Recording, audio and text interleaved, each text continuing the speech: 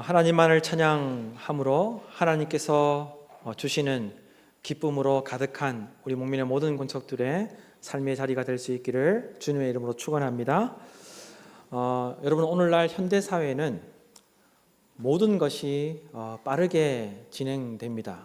그리고 그 모든 것이 빠르게 진행되는 가운데 많은 사람들이 신속한 결과를 원하죠. 결과물을 빨리 보기를 원합니다. 그리고 오늘날 그런 시대 사도 속에서 효율성과 생산성이 아주 중요한 시대가 되었습니다. 그래서 이 효율성과 생산성이 성공과 실패를 가르는, 그것을 평가하는 기준이 된 시대를 우리가 살아가고 있다는 것이죠. 그런데 문제는 이러한 현대사회의 흐름에 맞추어 살다 보니 우리도 모르는 사이에 세상을 담고 있다는 거예요. 그렇지, 세상이 빠른 그런 신속한 결과물을 얻어내기를 원하고, 결과가 나타나기를 원하고, 그리고 효율성과 생산성을 중요하게 생각하여서 그것이 성공과 실패의 기준이 된 오늘날의 이 사회를 우리가 살아가면서 우리도 모르는 사이에 그 세상의 흐름에 맞춰 살면서 우리도 그 세상의 모습을 닮아가고 있는 문제점이 우리에게서 나타나고 있다는 거예요. 그래서 그리스도인임에도 불구하고, 성도임에도 불구하고, 우리가 신앙생활을 하면서도 나에게 얼마나 효율성이 있는지, 나에게 그 교회가 얼마나 생산적인지, 그 교회가 나에게 어떤 도움을 줄 수 있는지, 그것을 생각하면서 교회를 선택하기도 하고 신앙에 도움이 된다고 생각할 때 신앙생활을 하려고 하는 모습이 우리에게서 나타나고 있다는 겁니다.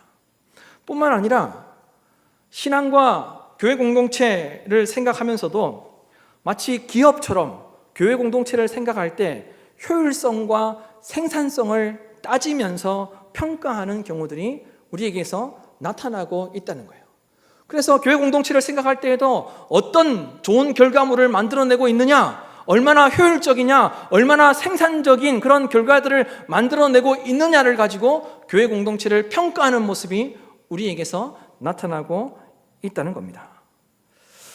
이러한 세속화된 모습이 신앙과 교회 공동체에 침투되면서 성도들에게 나타나는 가장 심각한 위기가 있다고 저는 생각하는데, 성도들에게 나타나는 가장 심각한 위기는 기다림을 잃어버렸다는 것이라고 저는 생각합니다.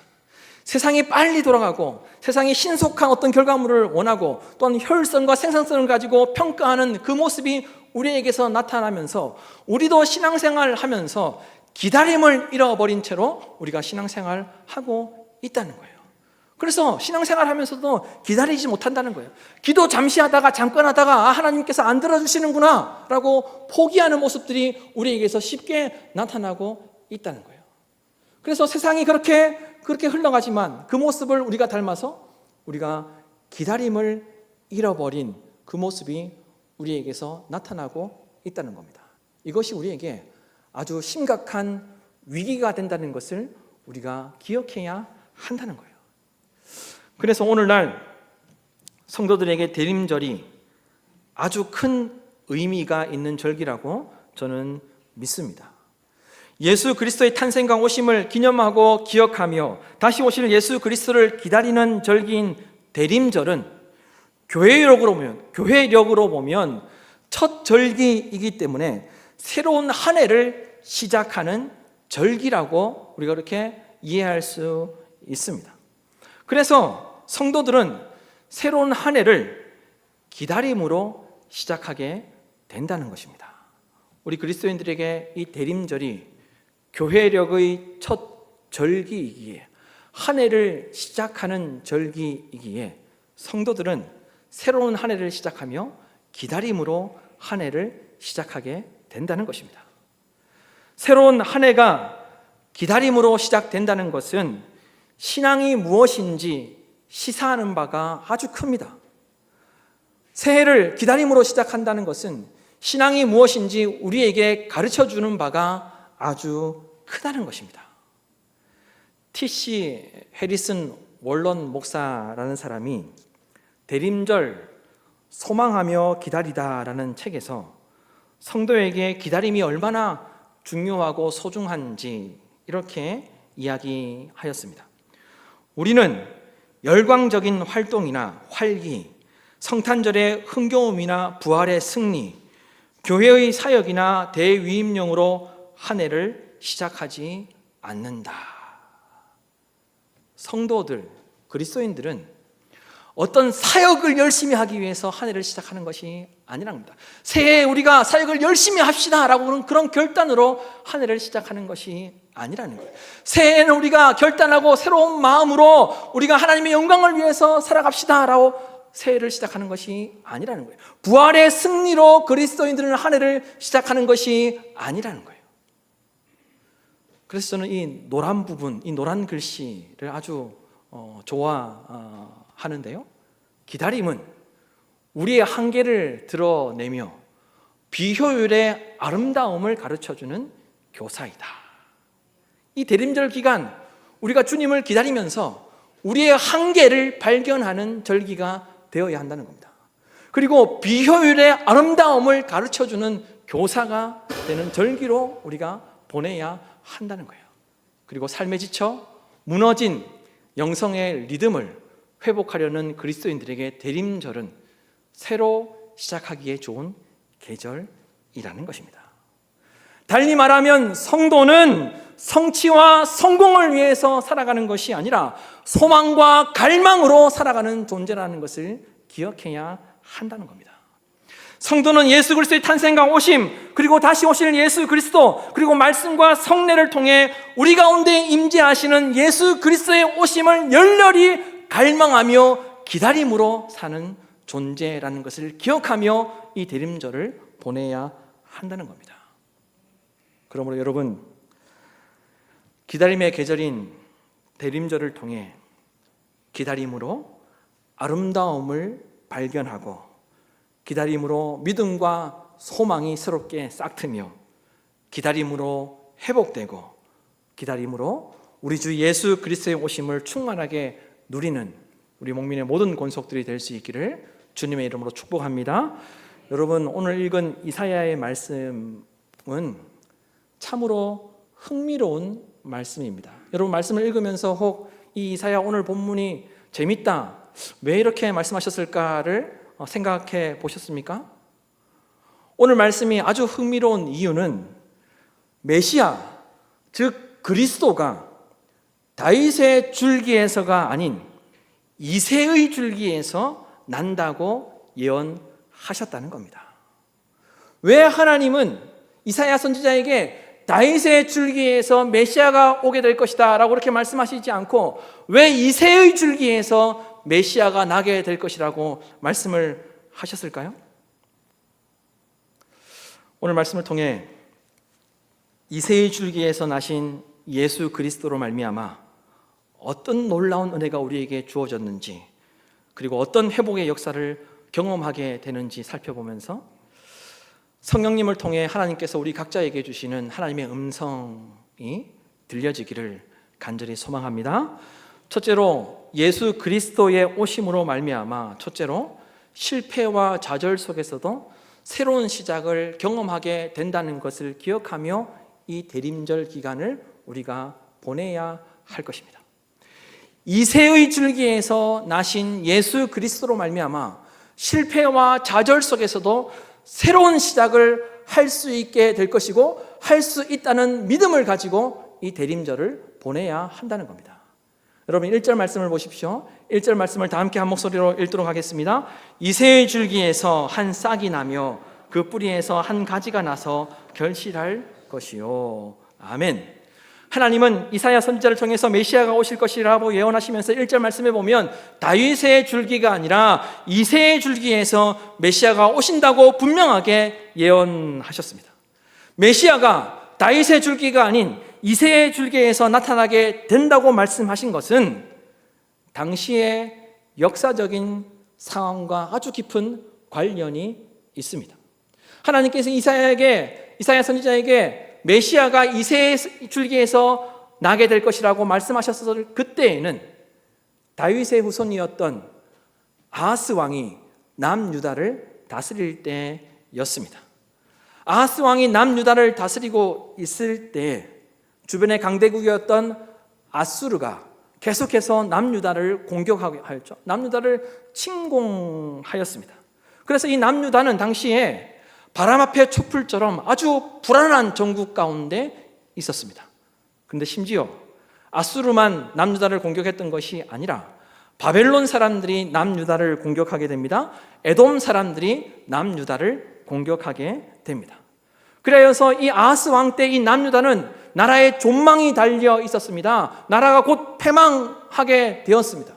그래서 다윗의 후손이었던 아하스 왕은 결국 하나님을 의지하지 않고 그 위기와 그 고통과 그 어려움을 극복하기 위해서 하나님을 찾지 아니하고 하나님을 의지하지 아니하고 아수르를 의지하게 되죠. 당시에 에돔 사람들과 블레셋 사람들의 그 공격으로부터 그 위기로부터 탈출하기 위해서 아예 그냥 아수르에게 충성하기로, 아수르를 의지하기로 결정하게 됩니다. 언제요? 다윗의 후손이었던 아하스 왕 때.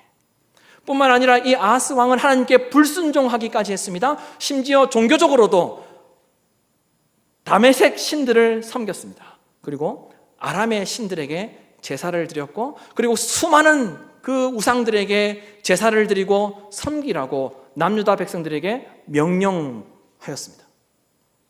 결국 남유다 왕국은 하나님의 심판으로 인해 이제 곧 멸망할 백척간두의 상황에 놓이게 된 것이죠.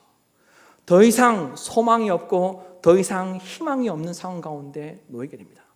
하나님의 진노하심과 하나님의 심판으로 인하여서 너희들이 결국은 멸망하게 될 것이라고 하나님의 말씀을 듣게 됩니다. 당시의 남유다 왕국의 멸망은 곧 다윗 왕조의 실패를 말하는 것이었습니다. 이제 주변에 있던 그 많은 나라들과 그 많은 사람들이 더 이상 다윗 왕조는 실패한 왕조다. 더 이상 다윗 왕조에는 소망이 없다, 희망이 없다. 더 이상 다윗 왕조에는 그 어떤 기대할 것도 없다라고 많은 나라들과 많은 사람들이 생각할 때였습니다. 하지만 하나님은 실패와 좌절 속에서도 완전히 새로운 시작을 위해 메시아가 다윗의 왕조가 아니라 이새의 줄기에서, 다윗의 줄기가 아니라 이새의 줄기에서 다시 새로운 싹이 나게 될 것이라고 말씀하셨다는 겁니다. 다윗의 왕조는 실패했지만 많은 사람들이 더 이상 다윗의 왕조에 희망이 없다고 그렇게 결정하고 판단했지만 하나님은 실패하지 않는 분이시기 때문에 이새의 줄기에서 다시 메시아가 태어나게 되면, 그리스도가 오시게 되면 다시 새로운 시작이 시작될 것이라는 것을 말씀하셨다는 겁니다. 따라서 메시아가 오시면, 예수 그리스도가 오심으로 말미암아 실패와 좌절 속에서도 새롭게 시작될 수 있다는 것을, 새롭게 시작할 수 있다는 것을 하나님께서 말씀하셨다는 거예요. 그래서 다윗의 줄기가 아닌 이새의 줄기에서 한 싹이 나게 될 것이다 라고 이렇게 말씀하셨던 겁니다. 세상은 실패했다고 평가하지만, 세상은 더 이상 소망이 없다고 다윗의 왕조를 그렇게 평가했지만, 하나님은 실패하지 않는 분이시기에 이새의 줄기에서 메시아가 태어나게 하심으로, 그리스도를 보내어 주심으로 다시 새롭게 시작할 수 있다는 것, 다시 새롭게 시작될 수 있다는 것을 말씀하셨다는 겁니다. 여러분, 우리는 이 땅에 발을 딛고 살아내면서 거대한 세상의 물결에 휩쓸려 어디로 가는지 모르고 살아갈 때가 많이 있습니다. 그리고 따라갈 수 없을 정도로 모든 것이 빠르게 바뀌는 환경 속에서 무엇이 옳은지 제대로 판단하지 못하고 정신없이 등 떠밀리듯이 살아가는 경우들이 있습니다. 그래서 실패하고, 그래서 실수하고, 그래서 때로는 좌절하게 됩니다. 그리고 돌이킬 수 없는 패배를 경험하기도 합니다. 그러나 여러분 꼭 기억하십시오. 실패와 좌절되는 상황 속에서도 하나님은 반드시 새로운 일을 행하실 줄로 믿습니다.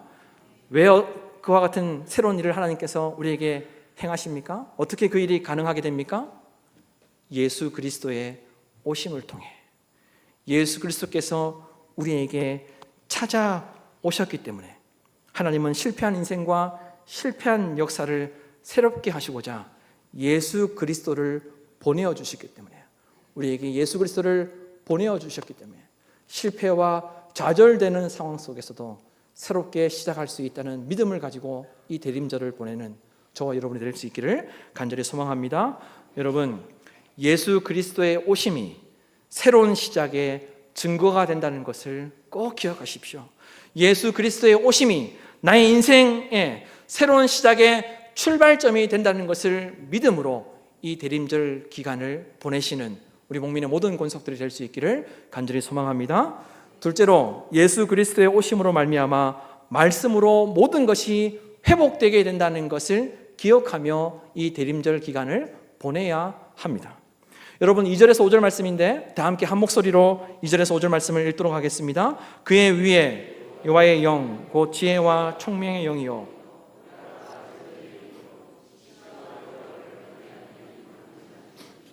그가 여호와를 경외함으로 즐거움을 삼을 것이며 그의 눈에 보이는 대로 심판하지 아니하며 그의 귀에 들리는 대로 판단하지 아니하며 공의로 가난한 자를 심판하며 정직으로 세상에 겸손한 자를 판단할 것이며 그의 입에 막대기로 세상을 치며 그의 입술의 기운으로 악인을 죽일 것이며 공의로 그의 허리띠를 삼으며 성실로 그의 몸의 띠를 삼으리라. 아멘.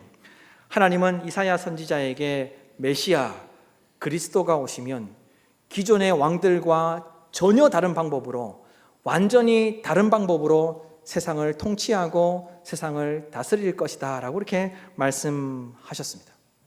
그런데 오늘 말씀해 보면 새로운 세상, 완전히 다른 세상이 어떻게 이루어진다고 말씀하고 있습니까? 4절 말씀해 보면 그의 입의 막대기로 그의 입술의 기운으로 그 모든 역사들이 일어난다는 것을 말씀하고 있습니다. 여기서 이 말하는 입의 막대기, 입술의 기운은 왕의 명령을 뜻하는 표현입니다. 왕의 명령.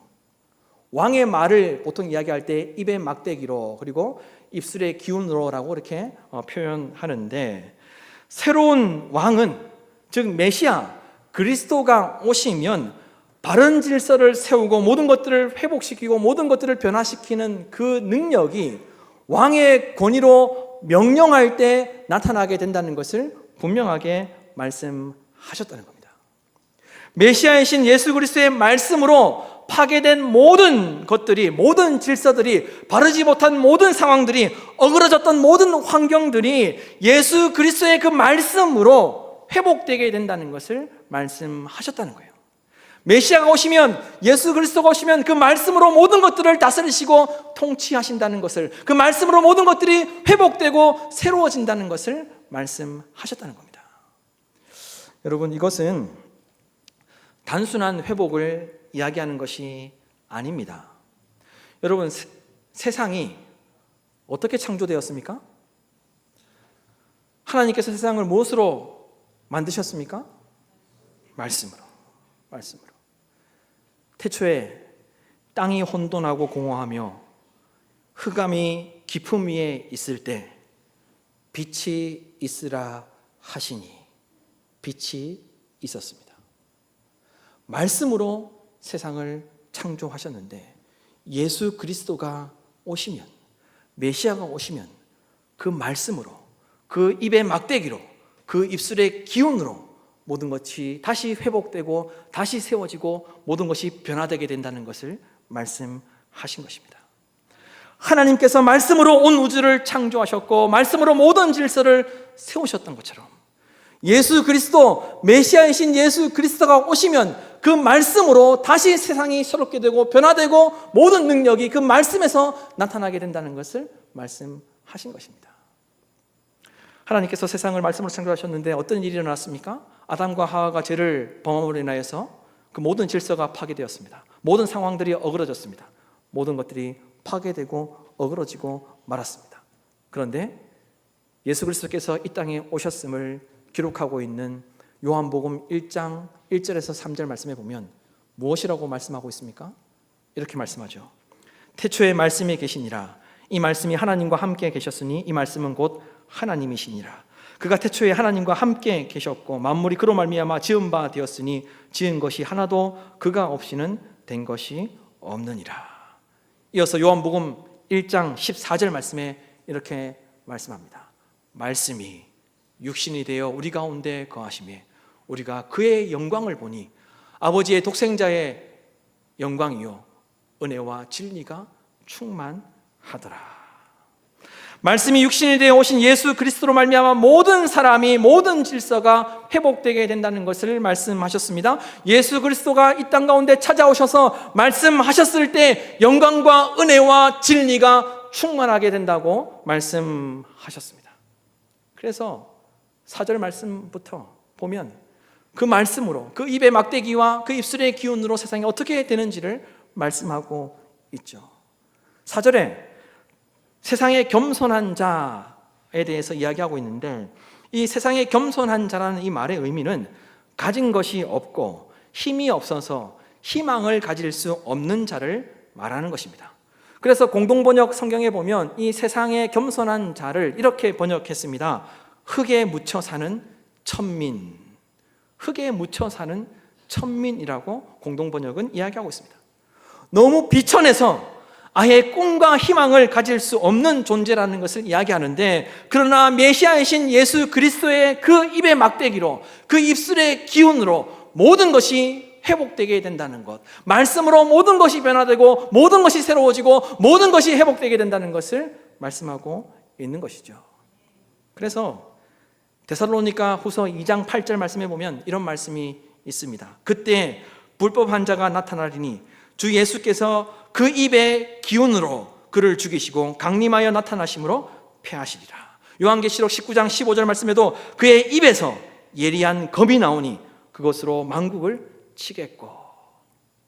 예수 그리스도께서 이 땅에 오셔서 주님께서 말씀하실 때 주의 말씀 가운데 능력이 있다는 것을 이야기하고 있습니다. 따라서 주님의 말씀이 우리를 살리고 살게 하게 한다는 것을 여러분 믿으시기를 바랍니다. 우리가 주의 말씀으로 살아낼 때 우리의 모든 것이 변화되고 우리의 모든 것이 회복될 줄로 믿습니다. 그래서 히브리서 4장 12절 말씀에 이렇게 말씀하고 있죠. 하나님의 말씀은 살아있고 활력 있어 좌우의 날선 어떤 검보다 예리하여 혼과 영과 및 관절과 골수를 찔러 쪼개기까지 하며 또 마음과 생각과 뜻을 판단하나니. 주님의 말씀은 물질 세계와 비물질 세계를 다스리십니다. 통치하십니다. 주님의 말씀은 눈에 보이는 세상과 눈에 보이지 않는 세상을 변화시키고 새롭게 하십니다. 주님의 말씀은 우리가 살아가는 그 모든 곳에서 능력 있게 나타나게 될 줄로 믿습니다. 그리고 우리의 영혼과 우리의 몸과 마음과 우리의 삶을 변화시키고 새롭게 하게 할 줄로 믿습니다. 여러분, 예수 그리스도의 오심으로 말미암아 말씀의 능력이 있음이 확정적으로 우리에게 보여졌습니다.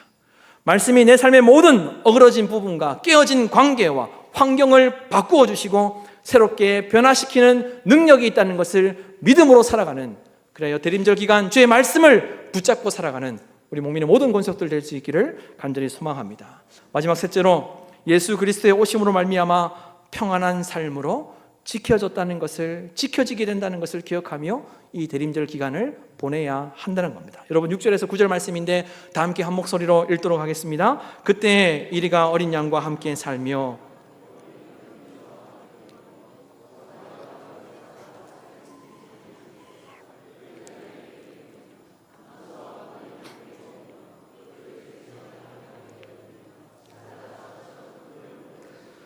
젖 먹는 아이가 독사의 구멍에 장난하며 젖된 어린 아이가 독사의 굴에 손을 넣을 것이라.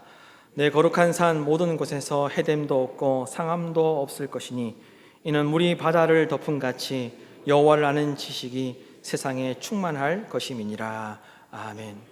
하나님이 이사야 선지자를 통해서 이새의 줄기에서 난 메시아 그리스도가 평안한 삶을 만들게 될 것이다, 평안한 세상을 이룩하게 될 것이다 라고 말씀을 하셨습니다. 그리고 오늘 우리가 읽지는 않았지만 10절 말씀을 보면 10절 말씀을 이렇게 말씀하고 있습니다. 그날에 이새의 뿌리에서 난 한 싹이 나서 만민의 기치로 설 것이요 열방이 그에게로 돌아오리니 그가 거한 곳이 영화로우리라. 그가 거한 곳이 영화롭다는 말의 의미는 예수 그리스도께서 계신 곳에 영광이 나타나고 예수 그리스도께서 계신 곳에 능력과 부와 명예가 나타나게 된다는 것을 말씀한 것입니다. 이새의 줄기에서 난 메시아 예수 그리스도로 말미암아 완전히 새로운 세상, 삶의 자리 가운데 새로운 일들이 일어나게 된다는 것을 말씀하신 것이죠. 그런데 여러분, 이와 같은 놀라운 삶의 변화가 어떻게 일어나게 된다고, 어떻게 시작하게 된다고 말씀하고 있습니까? 9절 하반절 말씀에 보면 이렇게 기록하고 있습니다. 이는 물이 바다를 덮은 같이 여호와를 아는 지식이 세상에 충만할 때 시작되게 된다고 말씀하고 있습니다. 이 9절 말씀을 세번역 성경으로 보면 좀 더 이해가 잘 되는데, 세번역 성경은 이렇게 기록하고 있습니다. 나의 거룩한 산 모든 곳에서 서로 해치거나 파괴되는 일이 없다. 물이 바다를 채우듯 주님을 아는 지식이 땅에 가득하기 때문이다. 메시아, 즉 예수 그리스도가 오신 이유와 목적대로 선택과 부르심을 받은 자들이 예수 그리스도를 닮아 하나님을 아는 지식으로 충만할 때 평안한 세상으로, 평안한 삶으로 바르게 세워지게 될 줄로 믿습니다. 여러분, 예수 그리스도를 믿고 사는 성도들이 다시 오실 예수 그리스도를 기다리며 하나님을 아는 지식으로 충만할 때 비로소 나라가 바뀌게 되고 사회가 변화되고 가정이 변화될 것이고 또한 자녀들이 회복되게 될 줄로 믿습니다. 오늘은 주님의 탄생과 오심을 기념하고 기억하며 다시 오실 주님을 간절히 기다리는 대림절입니다. 그리고 지금 우리에게 찾아오심을 갈망하며 주님의 다시 오심을 기다리는 대림절이 시작되는 첫 주일입니다. 대림절 기간, 혹 실패와 좌절 속에 있다면 새롭게 시작할 수 있다는 희망이 회복되시기를 간절히 소망합니다. 주 예수 그리스도의 오심으로 말미암아 실패와 좌절 가운데에서도 새롭게 시작될 것이라는 희망이 회복되는 저와 여러분이 되기를 간절히 소망합니다. 모든 것이 우리 주 예수 그리스도의 말씀을 통해 회복되고 변화되게 될 것이라는 것을 믿음으로 살아내시기를 바랍니다. 그리고 우리 주 예수 그리스도로 말미암아 평안하게 될 것을 믿음으로 하나님을 아는 지식으로 충만한 우리 목민의 모든 권속들이 될 수 있기를 주님의 이름으로 축원합니다. 여러분, 우리 주 예수 그리스도께서 우리에게 오셨습니다. 우리 주 예수 그리스도께서 오셨습니다. 우리 주 예수 그리스도께서 우리에게 오셨습니다.